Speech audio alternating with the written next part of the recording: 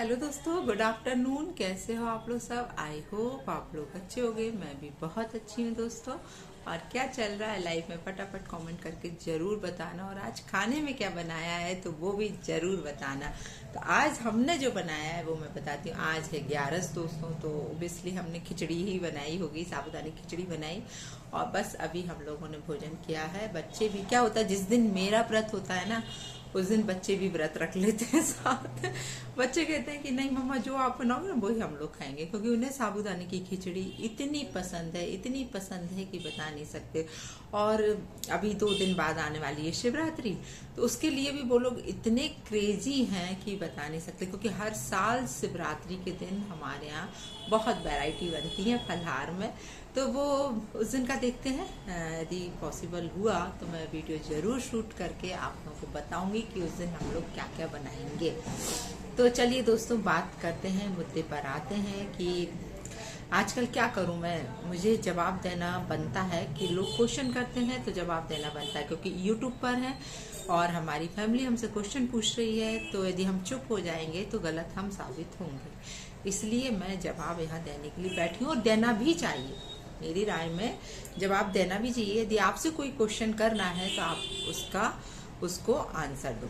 तो मेरे से पूछा गया है कि आप मायके कब तक पड़ी रहोगी, आप अपना खुद का मकान क्यों नहीं बनाती हो। देखो, पहली बात तो मैं मायके पड़ी नहीं हूँ, है ना, रह रही हूँ, है ना। और दूसरी बात, मैं अपने माँ बाप के साथ रह रही हूँ, मैं अपने भाई के साथ नहीं रह रही हूँ, है ना। ठीक है ना। माँ बाप तो हमेशा ही माँ बाप ही होते हैं ना सबके, है ना। माँ बाप अपने बच्चों के लिए कितने डिवोटी होते हैं ये तो आप लोग खुद समझ सकते हो। तो आज यदि मैं रेंट के मकान में रहने भी जाऊं तो क्या मेरे माँ बाप मुझे रेंट के मकान में रहने देंगे बच्चियों के साथ, जिसके साथ कोई आदमी ना हो, आप खुद समझ सकते हो। तो क्या उसको वो रेंट के मकान में रहने देंगे?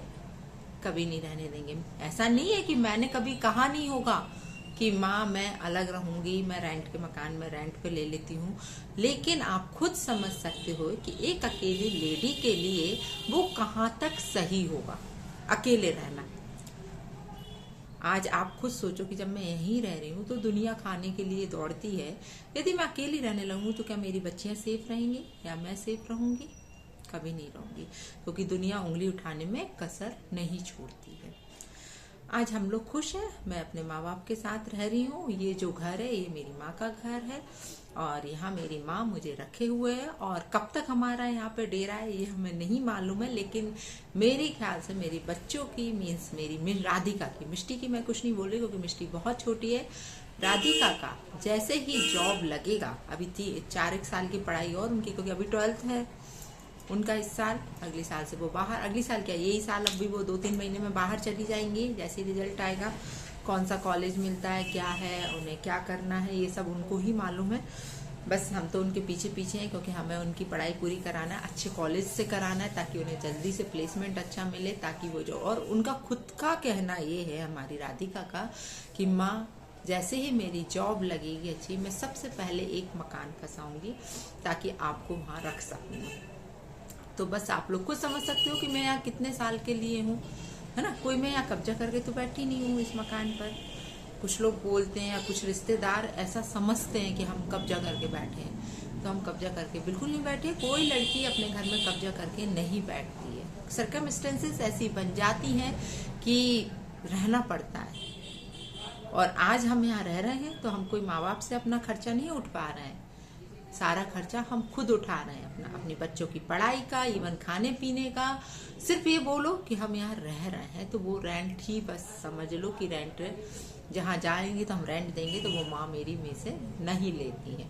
बाकी पूरा खर्चा हम खुद उठाते हैं, क्योंकि हम कमाते हैं। हम अपने माँ बाप से कोई एक्सपेक्टेशन नहीं रखते कि मम्मी आप मुझे पैसा दो, या मेरा भाई से मैं कभी कहूँ। ये लोग खुद जानते हैं, मैंने कभी आज तक इन लोगों से कभी नहीं मांगती कुछ भी।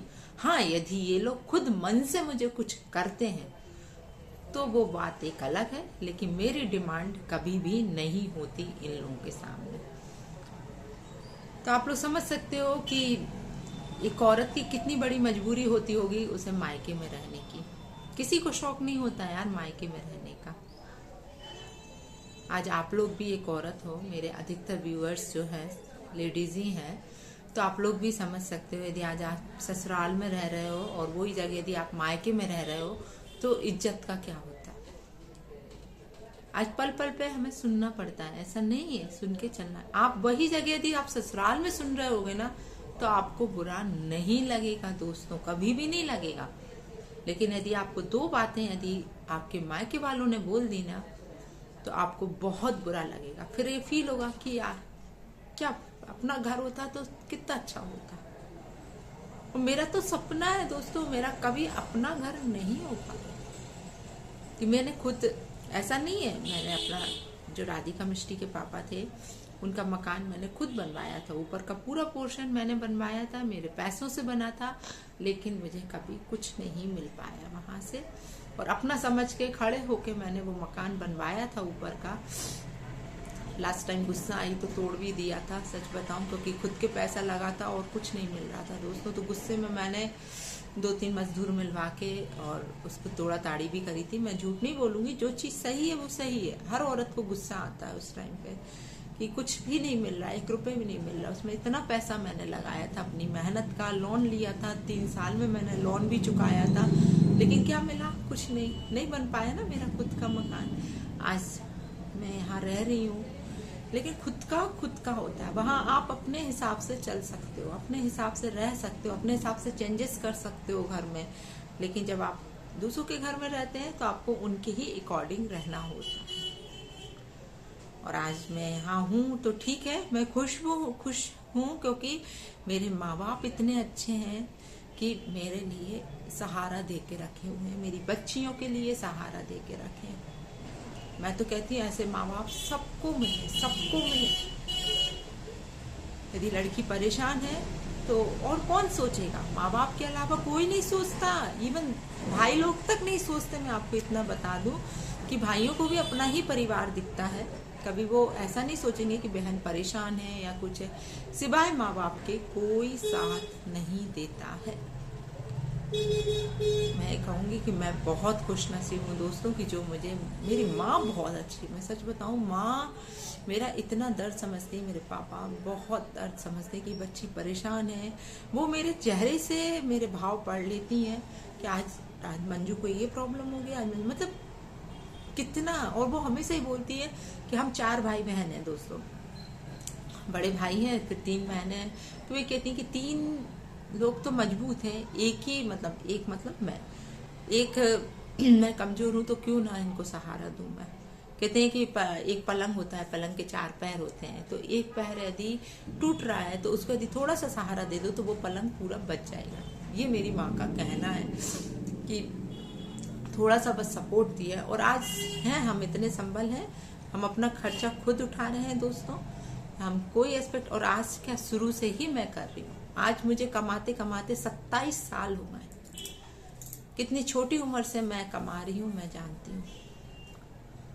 तो ठीक है, ये जीवन है और जीवन में सब कुछ चलता रहता है दोस्तों। सुख भी आता है, दुख भी आता है, अच्छा समय भी आता है, बुरा समय भी आता है।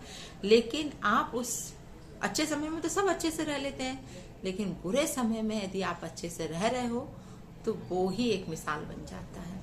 बुरे समय में आप एक स्माइल अपने चेहरे पे रखे हो, खुशी अपने चेहरे पे दिखा रहे हो लोगों को, तो वो आप एक मिसाल बन जाओगे।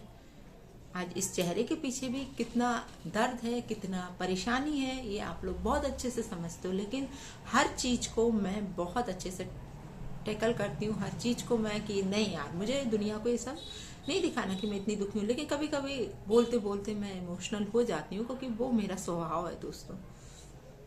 कि मैं शायद दर्द झेलना तो भगवान ने मुझे सिखाया है, लेकिन वो दर्द झलक जाता है जब मैं आप लोगों के सामने बैठती हूँ, कुछ बोलती हूँ, तो वो आंखों से मेरे आंसू आने लगते हैं। बताती तो मैं बहुत हूँ कि मैं स्ट्रांग हूँ, लेकिन हूँ तो मैं भी एक इंसान ना।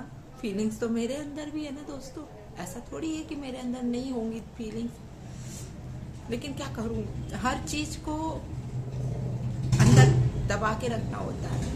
यहाँ पे हर चीज हम बाहर नहीं निकाल सकते, वरना लोगों के आगे हम कमजोर दिखेंगे कि नहीं यार ये तो कमजोर है। खैर, आपको आपके क्वेश्चन का आंसर मिल गया होगा कि मेरे से कहा गया था कि यहाँ क्यों पड़ी हुई हो मायके में। तो मैं मायके में बस इसलिए ही पड़ी हुई हूँ दोस्तों कि मुझे अभी कुछ साल और यहाँ पर बिताना होगा, जब तक मेरी बेटी का जॉब नहीं लग जाता। जैसे मेरी बेटी का जॉब लगेगा मैं यहाँ से चली जाऊँगी। मुझे भी कोई शौक नहीं है यहाँ रहने का। और मिष्टी को तो चलो अभी बहुत छोटी है, मिष्टी को तो हम पढ़ा ही लेंगे यहाँ से निकाल के बाद में। और राधिका खुद कहती है कि, और मैंने राधिका से हमेशा कहा है कि राधिका मैं इतना तो कर सकती हूँ कि मैं तुझे अच्छे से पढ़ा दूंगी, लेकिन मैं मिष्टी का नहीं बोल पा रही क्योंकि फिर एज भी बढ़ रही है, तो मैं कितनी मेहनत कर पाऊंगी क्या है। तो तुमको पहले मिष्टी को पढ़ाना होगा, है ना। मैंने अभी आप ये सोचोगे कि मैं उसके ऊपर जिम्मेदारी सौंप रही हूँ या कुछ है, लेकिन क्या कर सकती हूँ मैं। वो भी समझती है ना कि अकेली है माँ, आज उनके पापा बैठे होते कोई भी, तो मैं फिर शायद इतनी परेशान नहीं होती, है ना। लेकिन ठीक है ना क्या कर सकते हैं। बस मैं तो यही कहूँगी कि उन बालाजी की कृपा मेरे ऊपर बनी रहे। और उन्होंने बोला है कि मकान भी बनेगा, बच्चियाँ पढ़ लिख के बहुत अच्छी पोजीशन पे भी पहुँचेंगी। ये उनके खुद के शब्द थे मेरे लिए कि तुम चिंता नहीं करो, तुम्हारा आने वाला भविष्य बहुत उज्जवल होगा, बस भगवान का साथ मत छोड़ो, उनका हाथ पकड़े रहो, तो सब कुछ अच्छा होगा, सब कुछ अच्छा होगा। और उसके परिणाम मुझे दिख रहे हैं धीरे धीरे। ऐसा नहीं है दोस्तों, अच्छा भी हो रहा है मेरे साथ। मैं कई बार यहाँ बता नहीं सकती बहुत सी चीजें, लेकिन मेरे साथ अच्छा भी हो रहा है। बुरा ही बुरा नहीं होता, सबके साथ भगवान बुरा ही बुरा नहीं करता है, कुछ अच्छा भी करता है, ऐसा है। और सुख दुख तो साथ ही है ना दोस्तों सुख है तो दुख है, दुख है तो सुख है, तो अच्छे से रहो बस। दोनों उसमें परिस्थिति में यदि आप अच्छे से रह रहे हो तो आप एक बहुत अच्छे इंसान बन के निकलोगे, ये बोलना चाहिए। क्योंकि दोनों परिस्थितियों में यदि आप खुश होकर रह रहे हो, खुशी में तो सभी खुश हो जाते हैं, दुख में खुश हो, है ना, वो बहुत बड़ी बात है दोस्तों। तो चलिए दोस्तों, आज के लिए इतना, फिर मिलती हूँ आप लोगों से दूसरे ब्लॉग में बहुत जल्दी। बाय, जय श्री राम।